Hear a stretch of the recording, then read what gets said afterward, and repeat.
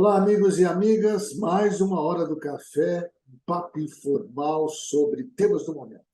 Hora do café é um tempo para refletir e conhecer. Sabe aquele papo polêmico ou não? É aqui.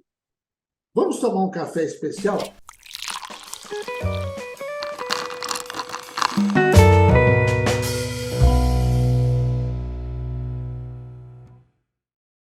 E hoje, com um amigo palestrante internacional, consultor, coach. Olha, se eu começar a conversar e falar para vocês quais são as competências, os predicados e o que é Eduardo Chinachique, nós vamos passar um tempo muito grande. Então, é melhor a gente falar o seguinte: é uma pessoa que tem algo muito importante para trocar com a gente.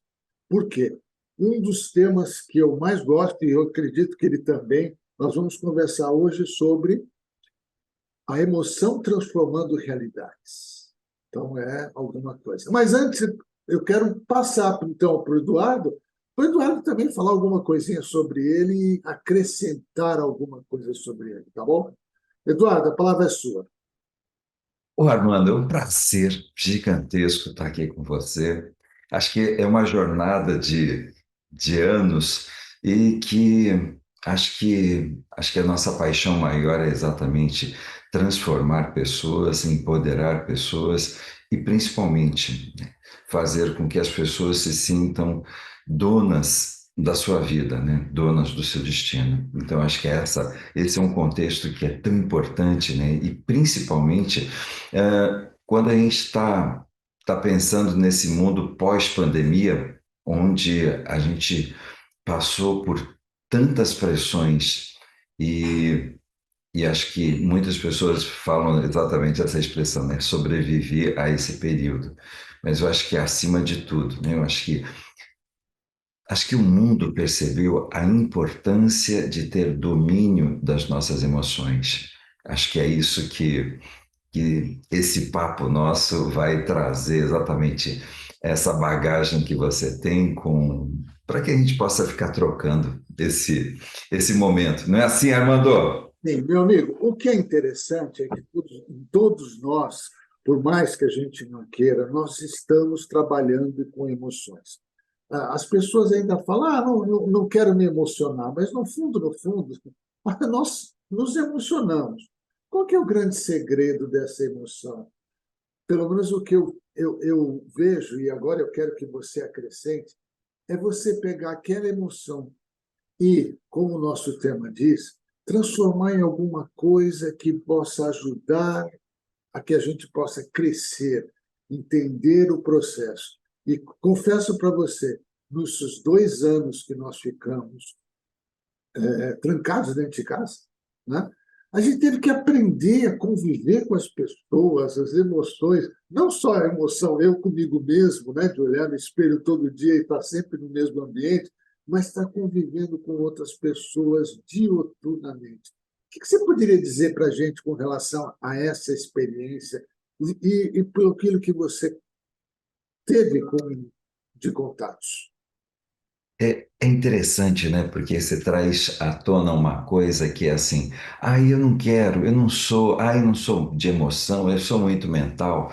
E esse é o maior auto-engano que as pessoas que usam essa expressão cometem, né? Elas acreditam que são muito mentais. E aí, às vezes, as pessoas falam assim: não, mas eu sou muito mental.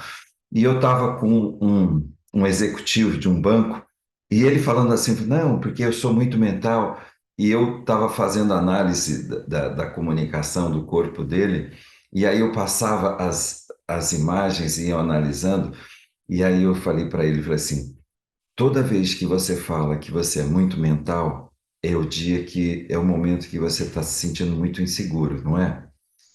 E aí eu acabei de falar nisso quando ele disse assim, é verdade. E ele desaba no choro, né? E aí a gente começa a dizer assim, é importante que a gente possa entender quais foram os mecanismos que nós aprendemos a utilizar como defesa para que a gente não entre nessas emoções, para que a gente não tenha domínio das nossas emoções. Então, quando a gente Em 2015, quando a neurociência traz a evidência de como é que nós criamos as nossas cognições, como que nós criamos o nosso mindset. E através do quê? Das experiências que nós vivemos. Então, quando a gente tem uma experiência de desamor, eu corporifico essa experiência. Então, assim, se eu não receber amor, o meu corpo começa a ficar com uma estrutura de desamor. E essa estrutura que vai sendo corporificada, ela vai se tornar a minha cognição, o meu pensamento. Então, assim, bem rapidamente, quando eu experimento o desamor, a minha cognição de base é quem eu sou não é importante. Quando eu experimento o desamparo, desproteção, a minha cognição de base é não adianta pedir porque eu não vou receber. Quando eu sou desvalorizado, quando eu estou vivendo uma desvalorização, uma desqualificação, aí, a minha cognição de base é, por mais que eu faça, nunca é bom o bastante. A partir daí, a gente começa a ir montando as nossas estruturas de defesa. Então, por isso que algumas pessoas vão usar essa expressão, né, de, mas sabe o que que é? Eu sou muito racional. Não, não. É só o medo de perder o controle que vai fazendo com que eu fique duro como uma pedra, né, para que se ninguém mexer em mim, né, tá tudo bem. Mas é esse momento em que eu simplesmente começo a ficar morrendo de medo de perder o controle sobre a minha vida. Ó, Só que a pessoa não se dá conta, né, Armando, que ela já perdeu a vida dela. o que é interessante quando você comenta isso, que, de alguma forma, e acho que eu senti isso, todos nós sentimos, aquilo que a gente fala desse controle que você colocou acaba caindo para dentro do nosso organismo físico. Então você começa a passar mal, você começa a ter doenças, você começa a ter quaisquer outras manifestações, como você disse, o corpo fala, né? Começa a mostrar a sua insatisfação. E aí eu vou comentar algumas coisas que as pessoas que me assistem já sabem. Em 2021 eu tive um infarto muito forte, tá? E quase fui, né? Mas aí eu percebi, depois de uma conversa com os médicos, né, e principalmente com uma médica de Curitiba, que ela me disse o seguinte, uma coisa muito interessante: solta um pouco as suas emoções, se joga, fala, não guarde. Eu olhei aquilo e falei, puxa vida, mas é mesmo. Agora ficou muito mais. É lógico que não é uma coisa que a gente fala direto, que a gente faz de uma forma direta, que faz algo que o tempo todo você joga para fora. Mas aquelas emoções, aquele trabalho, peraí, eu preciso sentir, é possível sentir, né? Se você não sente, a percepção, eu não sei, você como trabalha muito com isso, Eduardo, a percepção é de que o nosso corpo começa a transmitir doenças por conta dessas represamento, eu vou chamar de represamento das emoções. É, bem rapidinho, assim, fazendo uma varredura. Dor de cabeça. Nossa senhora, eu tenho uma dor de cabeça contínua constante. Medo de perder o controle. Essa tensão na cervical. E quando a gente se dá conta, a gente tem uma coleira. E parece que tem alguém, algo que está controlando. O quê? É exatamente o momento em que a gente está resistindo em tomar uma decisão, uma atitude na vida. Nossa, eu estou com uma dor nos ombros. E aí é essa hora que dentro da minha história, parece que eu tive sempre essa sensação de que eu tenho que corresponder a expectativas. E aí eu tenho que provar. E aí os ombros parece que sobe e cresce. Nossa, sabe, o médico disse que eu tô com uma hipertensão. E aí o que acontece? O peito ele está apertado, mas o ponto é o nível de exigência que a pessoa vai se colocando, e aí o que acontece? Ela começa a se cobrar ser perfeita. E aí por mais que eu faça, parece que nunca está bom o bastante. Então, não é a pressão de fora, é a pressão de dentro que vai fazendo com que ela vai tirando uma postura de amorosidade de si para si mesmo. Nossa, eu tô com uma gastrite e aí parece que, nossa, não, sabe, aquele torresminho já não está descendo mais. É esse momento em que eu começo a criar uma autofagia. Isso é, eu tô mordendo, eu estou me devorando por dentro. É esse momento em que muitas vezes eu começo a ter uma postura, ao invés de elaborar, dizer, né, me expressar, dizer não, basta, chega, dá limites, eu começo a ficar criando uma postura de autoagressão. Nossa, mas sabe o que que é?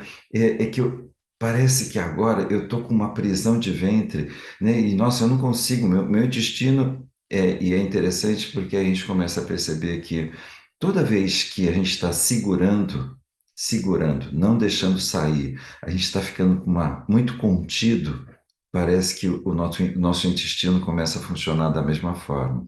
E aí, só que no nosso intestino nós começamos a produzir também é, hormônios importantíssimos para a felicidade. E aí é por isso que quando a gente fala assim, nossa, a pessoa está enfesada, né, está cheia de fezes. Mas aí a gente vai vendo que, nossa, tem pessoas que chegam para mim e falam assim, Du, nossa, tô com uma dor no joelho. E aí eu pergunto para ele, falo assim, mas o que é que você está dizendo que não vai dar conta? Não, não, eu estou falando que eu estou com dor no joelho. Eu falo assim, mas me responde, o que é que está acontecendo, né, na tua vida que você está dizendo? Eu acho que eu não vou dar conta. É. E aí a pessoa começa a falar, e às vezes depois que termina, ela fala assim: Nossa, passou a dor no joelho. Não é?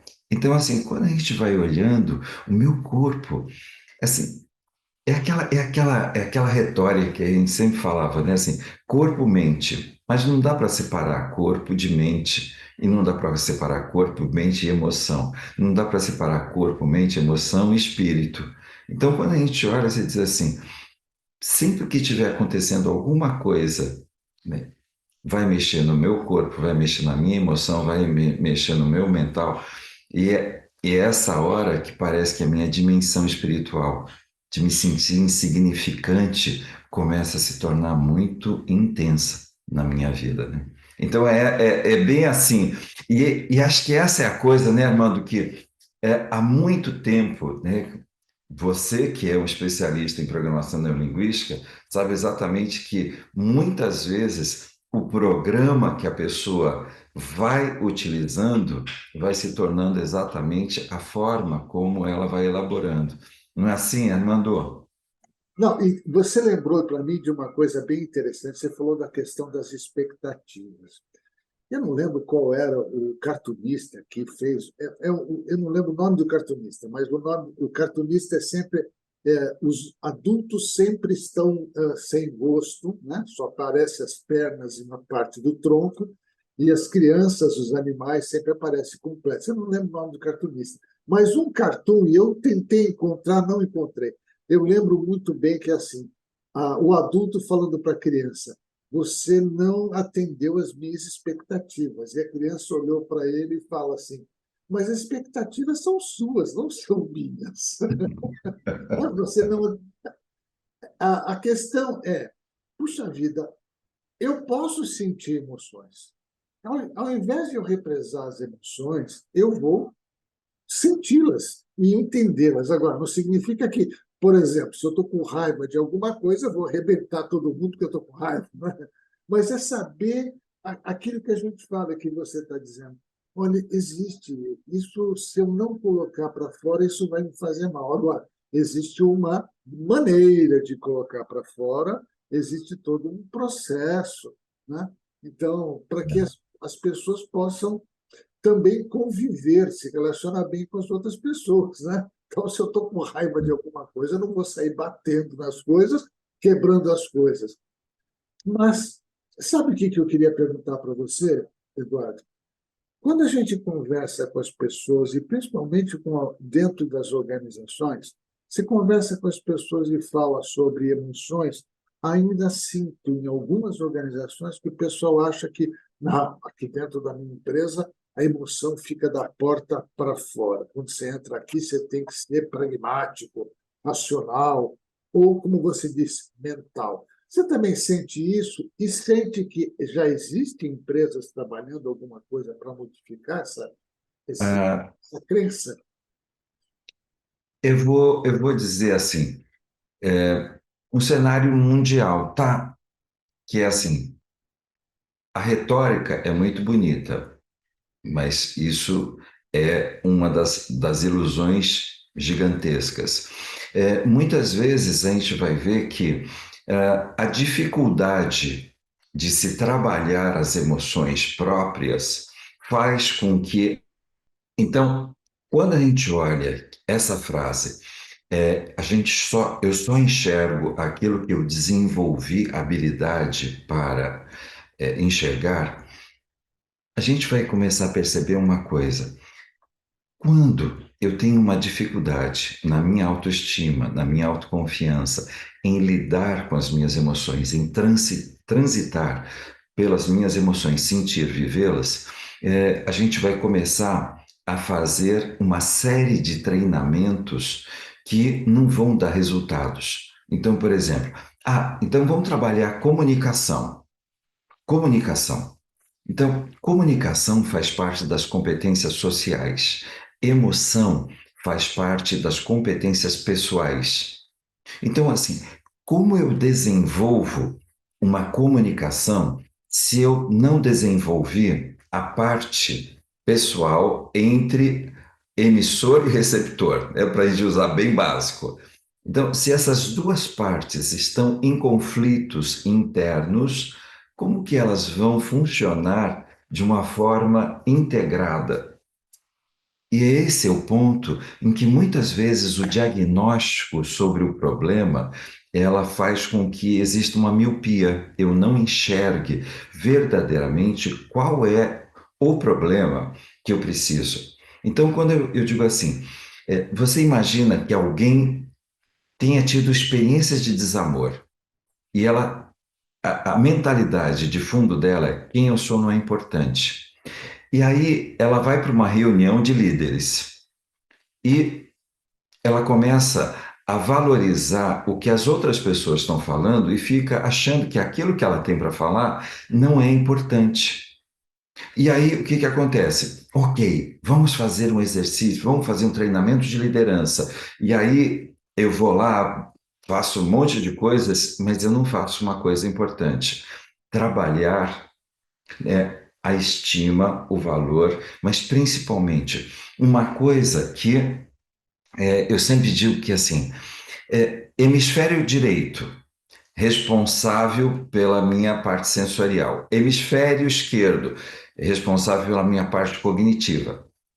E aí, acho que todos que vão ouvir aqui já viveram isso. Nossa, caiu um monte de ficha. Nossa Senhora, tudo isso que Armando e Edu estão falando, nossa, está caindo um monte de ficha. Tenha absoluta certeza que daqui a algumas horas você vai ter esquecido absolutamente tudo. E aí você fala assim, mas por quê? É porque cair ficha significa que você atualizou a parte esquerda, mas isso não significa que atualizou a parte direita. Isso é, eu vou continuar me sentindo como antes. Eu saquei que eu posso viver uma confiança inabalável. Nossa, entendi tudo. Nossa, entendi isso profundamente. Mas só que eu ainda continuo me sentindo inseguro, com medo e me sentindo que eu não sou importante. E naquela reunião, eu ainda vou ficar me posicionando de uma forma insegura, temerosa, e ao invés de eu expressar a minha ideia genial, que faria diferença naquele contexto e no mundo, eu simplesmente engulo ela e fico batendo palma para as ideias dos outros, mas eu acabo não assumindo essa postura de autoliderança. Faz sentido isso, né, Armando? E eu quero agora trazer para uma experiência que eu tive com um rapaz, bem jovem, pouco, 20, 18, 19 anos, que eu estava fazendo um trabalho com ele, e sabe o que, que ele me disse uma vez? Ele conseguiu ir ao shopping com a família né? Tava o pai, a mãe, a irmã, e ele chegou para o pai e falou: Eu vou sozinho comprar o meu livro. E foi, comprou o livro e comprou um livro para dar de presente para o pai, a escolha dele, porque é aquela famosa libertação. Se a gente for traduzir essa metáfora para o nosso dia a dia, é aquilo que eu disse. Olha, ele sabia que ele tinha que fazer isso, que ele tinha que se soltar. Como você disse, caiu uma ficha dizendo: legal, eu realmente, Armando, eu tenho que fazer as coisas sozinho, eu não posso ficar dependendo dos outros, dependendo da emoção dos outros, da vontade dos outros. Eu tenho que ser eu, né? O fato é que depois ele veio me contar numa alegria tão grande no outro encontro que nós tivemos, que ele tinha feito uma coisa que era o início não o controle, mas do saber viver com a sua emoção e ser ele mesmo, né? Olha, eu precisava fazer aquilo. Então, aquilo que a gente sempre fala, você também conhece PNL como eu, acho que conhece até um pouco mais do que eu, trabalha mais tempo do que eu nessa área, mas a gente sabe que não adianta nada ficar só na parte do teórico, né, do conceitual.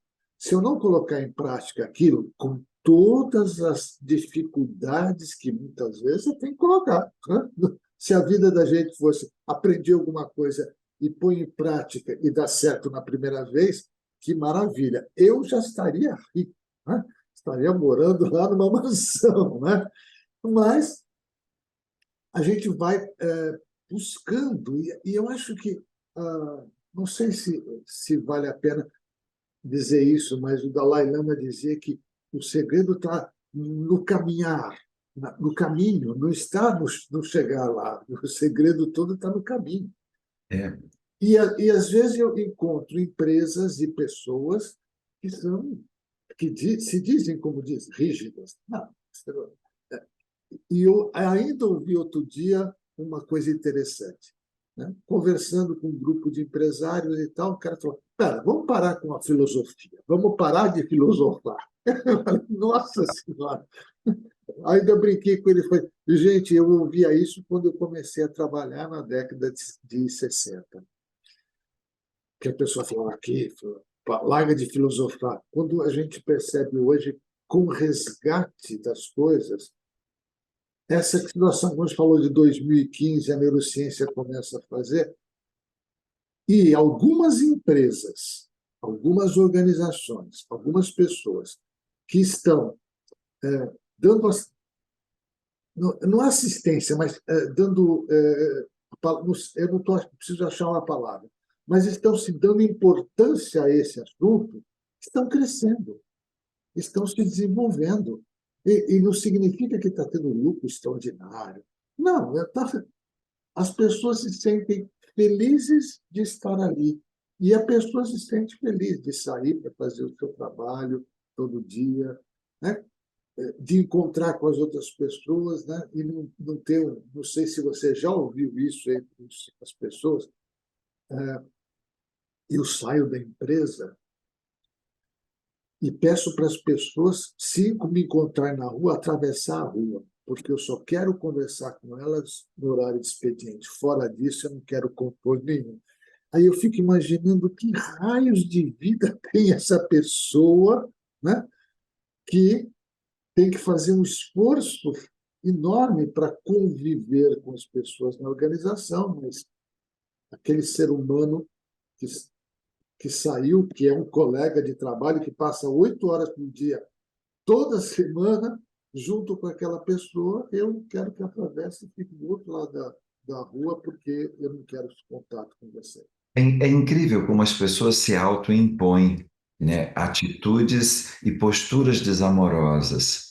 Então, e aí entra essa coisa, né, como se isso fosse sabedoria, né? Então, tipo, quero preservar o seu espaço, quero, assim, na verdade, é tão complexo a gente dizer assim que eu sou uma pessoa em casa, eu sou uma pessoa fora de casa, porque isso é esquizofrenia, né? Então assume que é esquizofrênico porque você vai assumir identidades e aí você fala assim, mas quem é você?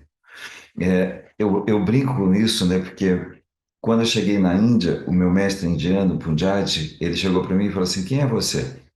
E aí eu fiquei lá discorrendo o currículo lá meia hora. Só isso, faço assim, assim, né? Aí ele foi deixando, foi dando corda, aí lá pelas tantas ele virou para mim e falou assim, eu perguntei quem é você, não o que você faz. Então, as pessoas elas estão se tornando muito fazedoras e estão se esquecendo de assumir de se assumirem dentro daquilo que elas fazem. Quer dizer, imagina como que é a vida dessa pessoa passar 8 horas sendo quem ela não é, né? Então, tipo assim, eu vou aguentar você durante 8 horas, mas depois disso, olha, esquece, eu vou ser quem eu sou. Quer dizer, isso significa que vai ter uma úlcera, vai, sabe? A pessoa vai sair de lá, vai adoecer no trabalho. E aí eu falo, não tem sabedoria nenhuma. Assim como não tem sabedoria a gente adoecer na família, adoecer no casamento, adoecer. Quer dizer, o momento em que a gente nega o direito de ser quem nós somos, agora bagunçou geral.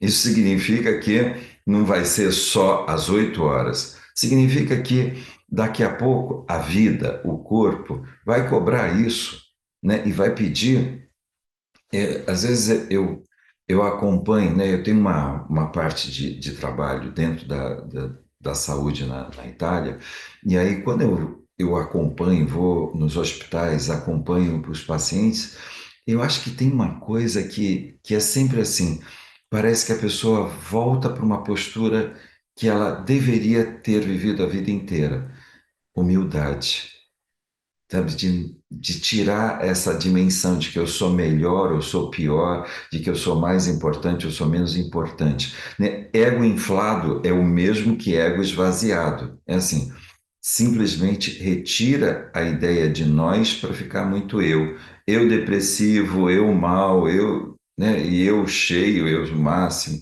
Quer dizer, é assim, se dar o direito de ser quem nós somos parece que é o maior desafio que nós vamos viver ao longo da nossa vida, né? E aí a gente na programação neurolinguística a gente usa aquela expressão agenda oculta, né? Onde a gente não precisa ter uma agenda oculta para dizer assim, para romper com aquela sensação de que não adianta pedir porque eu não vou receber. Então, assim, rompe com isso e fala assim, gente, estou precisando de ajuda, estou precisando de help. Então, assim, vamos embora. E essa meninada que está vindo hoje, ela já se antenou nisso e já está criando um movimento de ajuda mútua. Então não tem mais aquele lance de dizer assim, ai, sabe o que que é? Para tanto, você tem que pagar tanto, isso. Aí a gente começa a criar o que parece que esse movimento do que o que é ser amigo de verdade, né? É só quando não é esse momento em que a gente diz assim, você tem a permissão de pedir aquilo que você precisa, sem alimentar esse sentimento de inadequação, de vergonha, de me sentir menos, de me sentir esvaziado. Então é essa hora que a gente começa a criar verdadeiramente eu como centro da minha vida e não as outras pessoas, as ideias malucas que surgem, né? Você falou uma coisa que acho que vem muito de encontro àquilo que nós estamos pensando de uma maneira geral, numa mudança de comportamentos, de ações, né? Mais ou menos assim, eu quero um abraço, me dê um abraço. Não tem nenhum problema de você me dar um abraço, né? E a, a, essa questão de transmitir a emoção, transmitir o que está sentindo, de uma forma coordenada. Agora, surgiu agora uma pergunta. Como o nosso bate-papo é informal, você pode ter notado, de vez em quando aparecem uns sons e tal, porque nós estamos gravando aqui e eu estou no escritório da casa aqui, no interior de São Paulo, né? Não sei se você sabe, eu estou aqui no sul, Aham. e, e do lado tem uma obra. Então, de repente, vai surgir algum barulho. Mas você comentou alguma coisa de um trabalho que você faz na Itália. Existe muita diferença entre os italianos e os brasileiros? Olha só. Ah, eu vou dizer que culturalmente, essa é a parte que a gente é importante que a gente possa compreender, colher as evidências, né? Então, culturalmente, a gente vai ver que tem hábitos. Então, por exemplo, parece uma coisinha besta.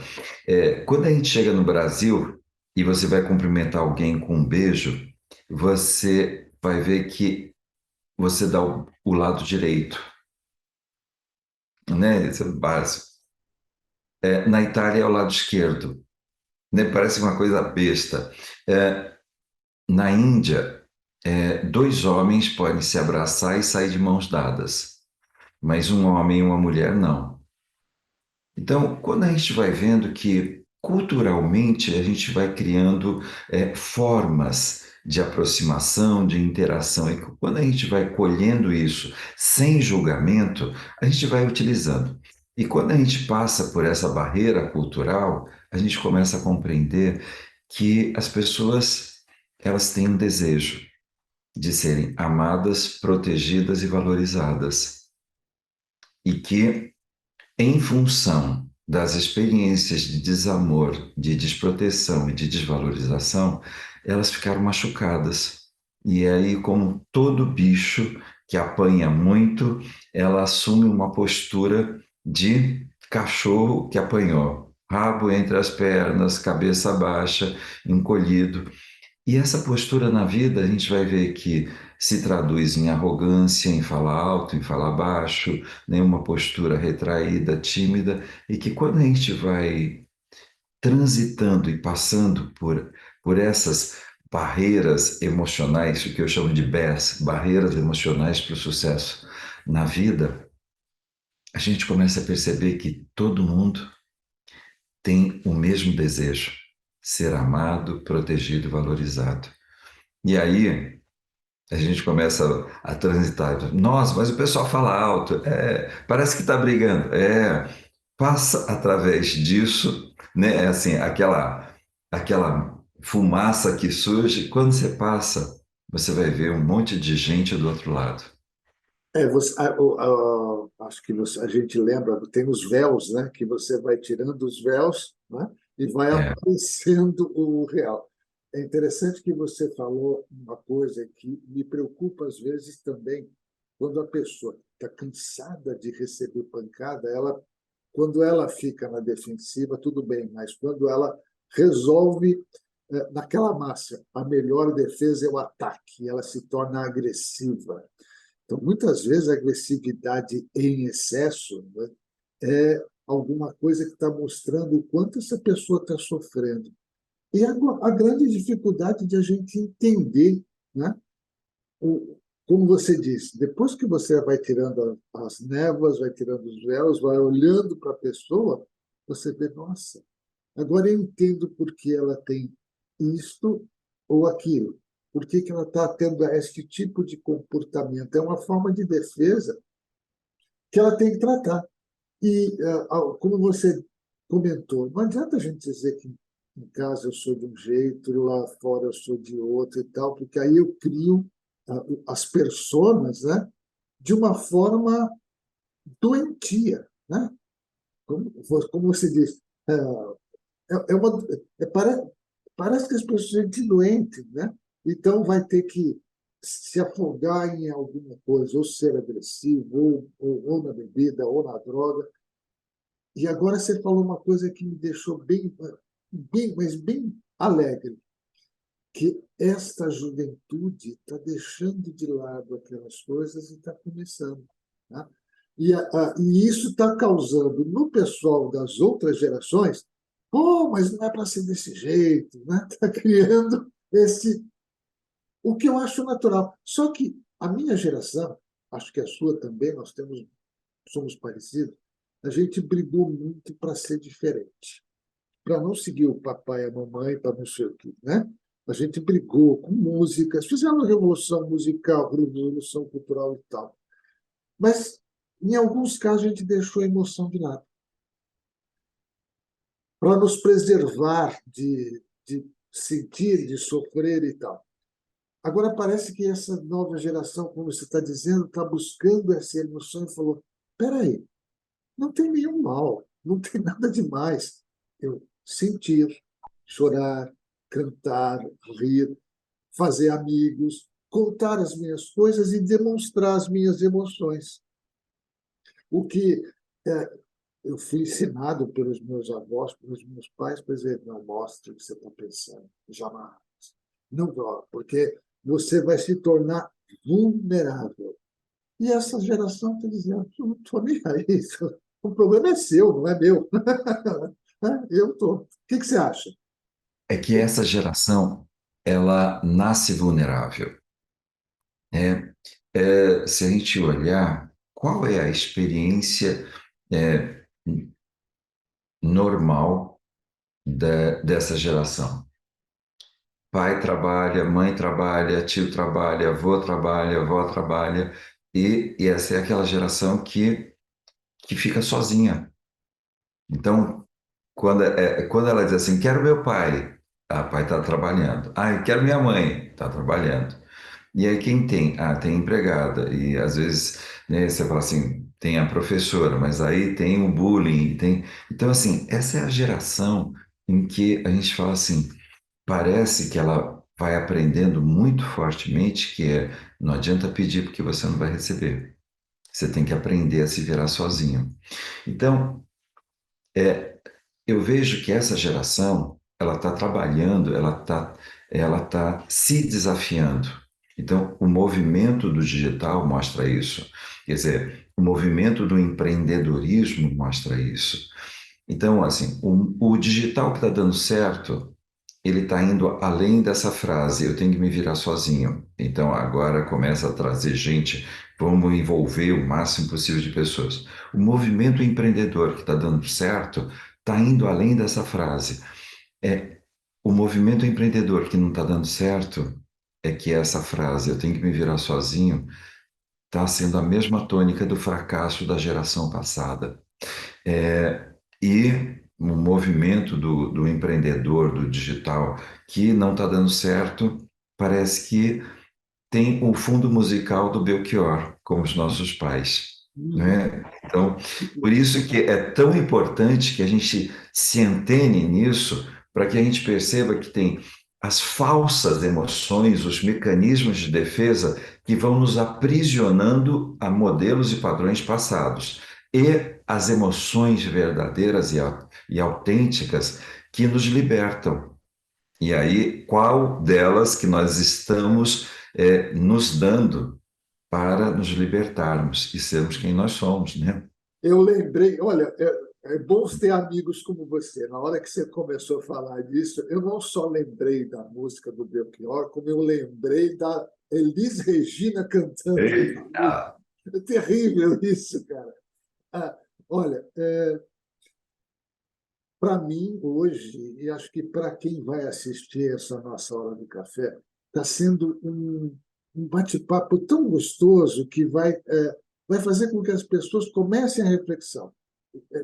Tem uma frase que não sei se não é da PNL, mas é uma frase que eu gosto muito, né? E que toda vez eu procuro escrever e fazer. Pensar para falar, pensar para agir. Sempre fazer uma reflexão sobre esses processos para quando acontece alguma coisa, tornar consciente. Então, vou dar um exemplo para você. Eu recebi há pouco tempo, faço parte de vários grupos, assim como você também. Sabe, eu recebi um negócio, fiquei indignado. Eu tinha vontade de, se eu pudesse, eu entrava no WhatsApp e ia até o pescoço do sujeito e apertava. Não para matar, mas para deixar ele perdido, entendeu? Mas eu fiquei, eu vou atacar o cara. E eu sentei, peguei no meu notebook, escrevi um texto, mas detonando o cara, tal, não sei o quê. Aí eu parei, comecei a pensar. Será que é ele ou sou eu que estou indignado? Será que o que eu vou fazer vai ajudar alguma coisa para mim? Será que o meu sentimento, a minha emoção, vai ficar melhor se eu atacar o sujeito, e eu sou bom para atacar as pessoas, eu ia atacar, porque foi muito ruim o que ele escreveu. O que vai ajudar a mim e a ele? Aí eu apaguei tudo. Aí eu resolvi que muitas vezes eu tenho aquela vontade imensa de escrever alguma coisa, eu escrevo, mas apago. Pronto, eu já coloquei para lá. Porque a relação sou eu comigo mesmo, não é com ele. A indignação, a emoção negativa que eu estou sentindo é minha, não dele. Então, eu começo a pensar nisso. Mas, por incrível que pareça, nós já estamos há quase 40 e pouco, quase 40 minutos quase já conversando. Então, está na hora mais ou menos de a gente dizer o seguinte: como o nosso tema é emoção transformando realidades, o que eu queria pedir para você agora é que dicas você pode dar para quem vai nos ouvir, né, quem vai nos assistir, para que possa pegar as emoções e realmente transformar a realidade? Quais são as dicas que você poderia dar para a gente? Então, vamos começar por definir o que cada emoção é. Então, quando a gente fala assim, medo, perigo e ameaça, e o que é que eu preciso? Proteção e segurança.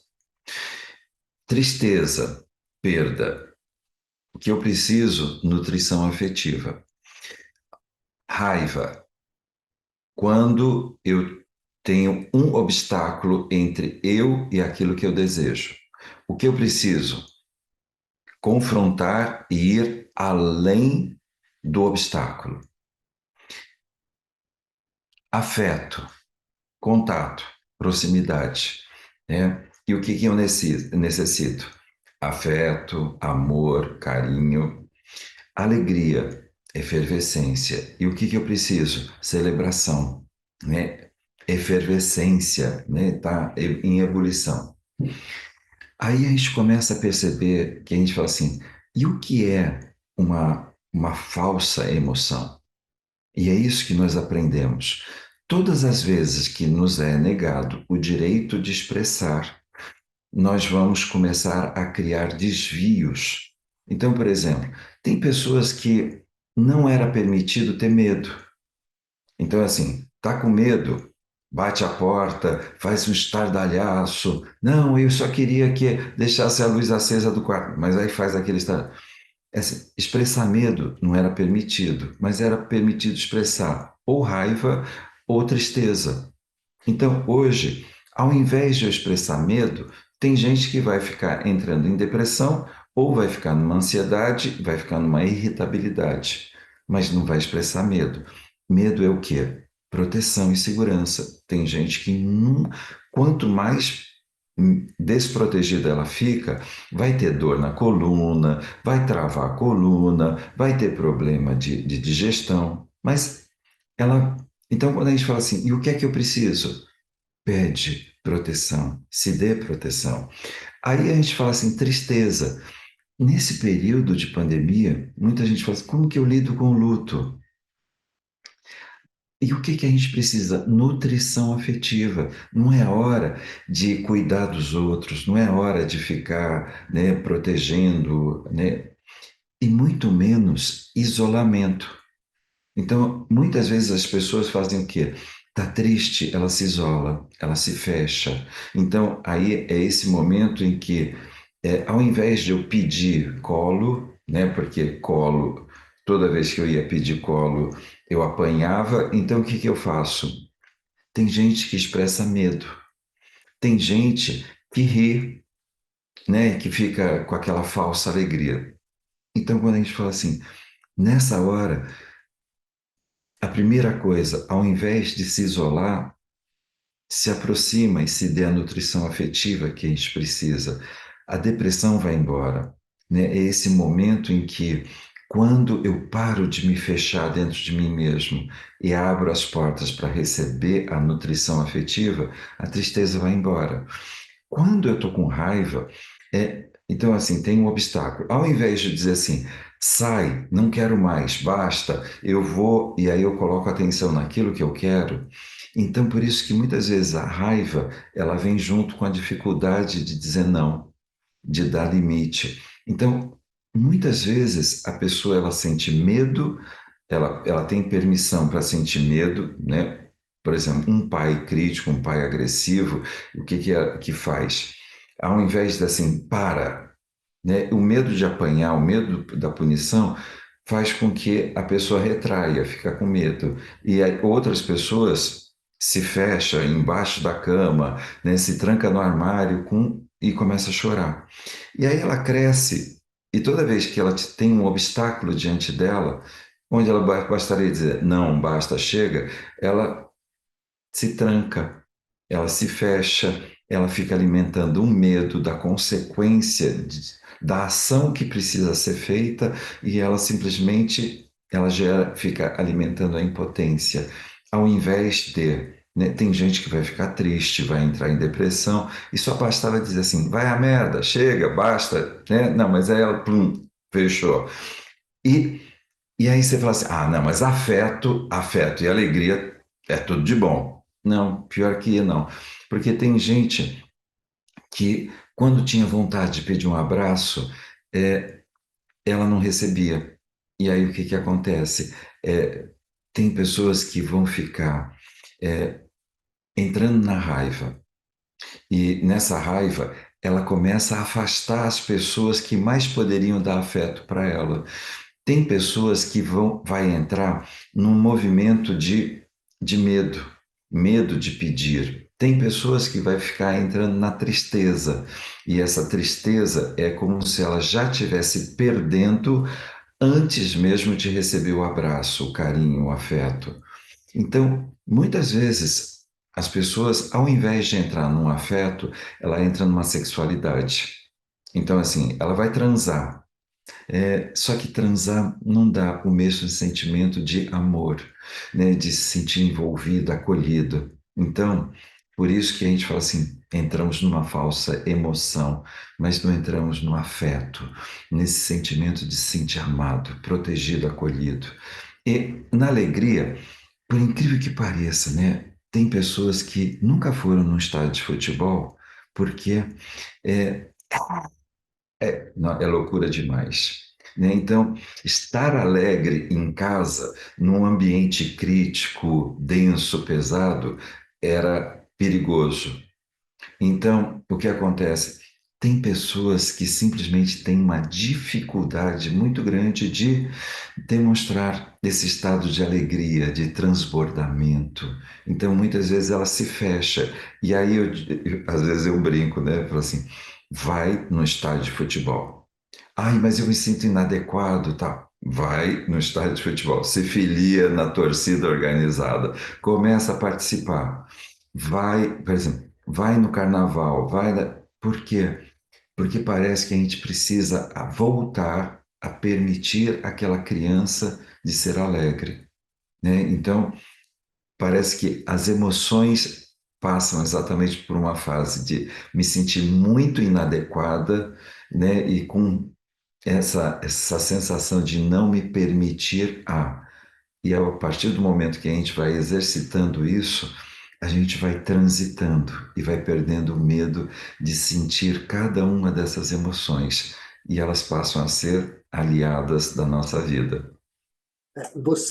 Agora eu lembrei, enquanto você estava falando dessa questão da gente poder, principalmente na alegria, de a gente comemorar, eu lembro uma vez que eu não sei se foi quando eu arrumei um emprego novo e tal, que eu recebi a notícia e estava no meio da rua, voltando para casa, e eu comecei a comemorar sozinho. Sabe aquela coisa de dar alegre, não sei o quê? E aí encontrei com uma amiga da minha mãe que chegou e disse para mim, não, alguma coisa aconteceu com você, porque você estava numa situação ridícula no meio da rua. Eu falei, como É, ridículo? Mas você estava lá fazendo? Ela falou, ah, não, eu estava comemorando.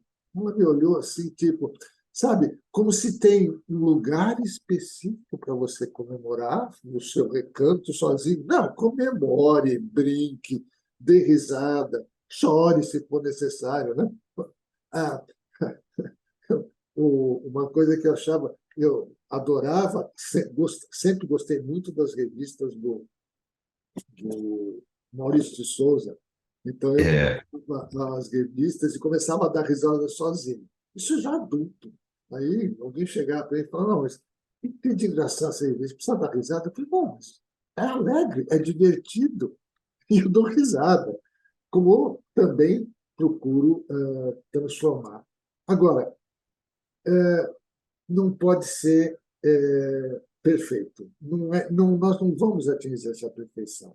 Então, as pessoas vão perguntar para mim assim, perguntar depois, que fica aberto para fazer perguntas, e daí? Posso fazer isso, posso fazer aquilo, como se tivesse o controle absoluto, controlado total. Se você tiver controle total, você está colocado aí na figura de um Deus, né? Vai ser Deus.